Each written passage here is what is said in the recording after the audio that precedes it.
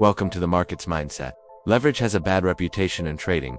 People hear the word and immediately think, blown accounts, gambling, recklessness. So leverage becomes the enemy. But here's the truth, most traders never hear. Leverage isn't the enemy. Lack of control is. Today, we're going to break down what leverage actually does, why it's misunderstood, and how professional traders use it as a tool, not a weapon. What leverage really is. Leverage doesn't force you to take more risk. It gives you the ability to take more risk. That distinction matters. Leverage simply magnifies whatever behavior you already have. Disciplined behavior gets rewarded faster, sloppy behavior gets punished faster. The leverage didn't cause the problem, it exposed it. Why leverage gets blamed. Most traders misuse leverage early in their journey. They trade too large, place random stops, chase moves, overtrade, ignore drawdowns. When the account blows, leverage gets the blame. But the real issue is position sizing without structure. Leverage didn't remove discipline. Discipline was never there. Leverage is a precision tool. Professionals don't use leverage to swing for the fences. They use it to define exact risk, scale exposure gradually, increase efficiency, reduce capital drag. With proper sizing, leverage allows you to risk less capital to express a controlled idea.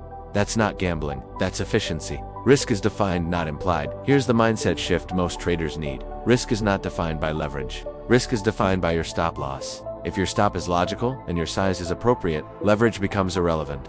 A leveraged position with a tight, logical stop is often less risky than an unleveraged position held with hope. Why futures leverage works in futures markets. Leverage is transparent. Tick value, margin, contract size, exact P&L per move. That clarity forces responsibility. You can't pretend you didn't know the risk. Leverage becomes a calculator, not a mystery. The real danger isn't leverage. It's emotional sizing. Increasing size after losses. Trading without predefined stops. Confusing confidence with aggression. Those behaviors will destroy an account in any market. Leverage just speeds up the lesson.